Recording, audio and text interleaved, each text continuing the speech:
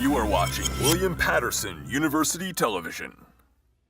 Welcome back to the desk. Both our Pioneer teams will be hitting the field down in Florida next week, and we have Justin, Joe, and Steven here to break it down. Now, fellas, as the baseball team goes down to Florida for this big trip, Steven, what games stick out to you here? Yeah, so as we take a look at some of the games that we all chose here, the ones that I see personally are Salva Regina and Lecce University. Lecce is a doubleheader. Now, Salva Regina, they only had 2 games so far this year. They're 1-1. They won their first game 7-1 against Stevens, actually, a team that we beat as well. Their second game, they lost 4-0. Now, those 4 runs, their opponents are only hitting 143 against them. So they're a very pitch-heavy team, and this is going to be a true test for this Pioneer offense. For Lecce, though, doubleheaders are huge because, as we know, it's going to be all hands on deck down in Florida. They have over 5 games. Everyone's going to have to play at least sometime. So a doubleheader is really a true test to the depth of your team. Joe? Yeah, well, Steven, I was going along the same lines as you were against a pitching-heavy team.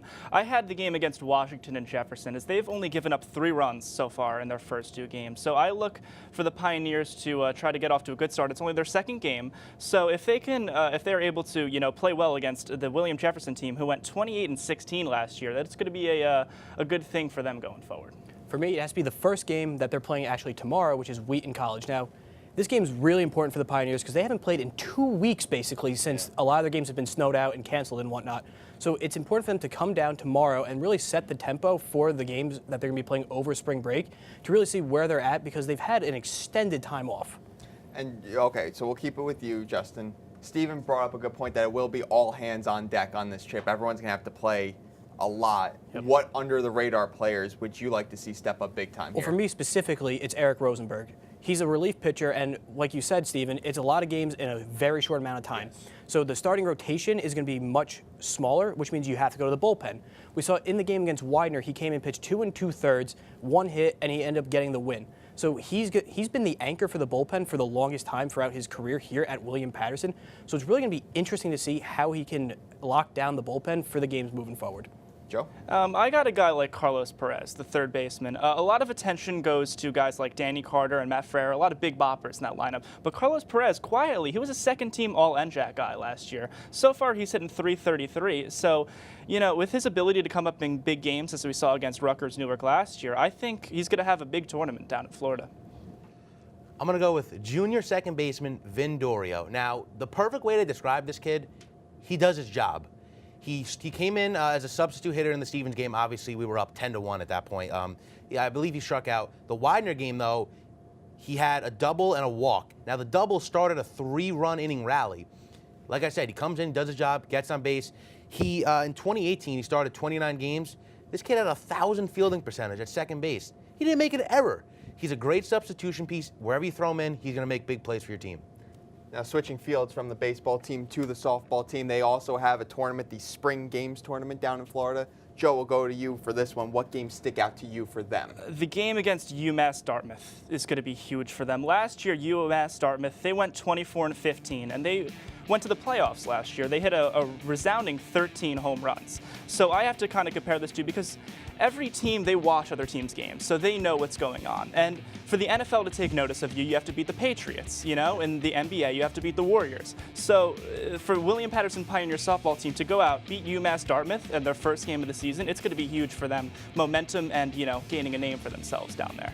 For me, it has to be the last game of the entire trip is against Gettysburg College. Now, like we said about baseball, a lot of games, very short time. So really, depending on how the offense can produce, if they can keep up, and the same thing with the pitching at the same time, where if it can be consistent throughout, and they can end the trip on a high note before coming back here to finish the rest of their season, it'll be key for the softball team.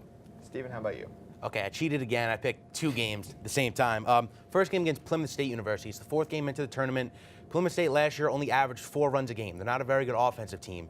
At the 4th game, you're going to be getting, obviously, to the lower ranks in your starting pitching and relievers. So this is a good test against a not offensively great team. Now, the second game against Suffolk University, they went 31-9 in 2018. They made it to their conference championship. They lost, unfortunately, but they went 22-2 in the conference. I mean, it's just a powerhouse. And what a momentum swing, obviously, into the 7th game of the tournament. What a momentum swing that would be for the future. Now, Steven, ultimately, what aspect of their game should they worry about to beat a team like Suffolk? So, it was hard for me, but I'm going to go with their overall offense and base running. I think base running is a really underrated part of the game that not many teams take into effect. 47 stolen bases for the Pioneers last season. Their leader, Christine Griffin, 15, over the entire season. We saw this with the Red Sox. I don't mean to compare the two, but the small ball aspect, getting people on, getting bunts, hit and run situations, just scoring early and scoring often is a great way to win. It really is. Joe? I got to go with number 3 on that list right there, the pitching depth. It's interesting when you look at the roster because they only have one returning starting pitcher. It's Andy Lupica. None of the pitchers this year are returning, and only one pitcher last year had an ERA under 3. So, if all hands are going to be on deck down in Florida and they're going to play a lot of games, you're going to need to see more than one pitcher, come and start and, have a good game. Well, you stole mine. So for me, I have to go with offense. And we've seen last year they put about 211 runs total throughout the entire season. And now they have a lot of younger freshmen coming out for the team and probably starting for the most part. So really it's going to be how well the offense can translate because you see a lot of the young women translating to college softball for the first time. So really to see if they can take the next step and produce on the offensive side. Certainly going to be a pivotal time for both baseball and softball as their season progresses down in Florida. Well, good luck to all our Pioneers over spring break. Don't go anywhere. We hit the hardwood with the NBA right after this.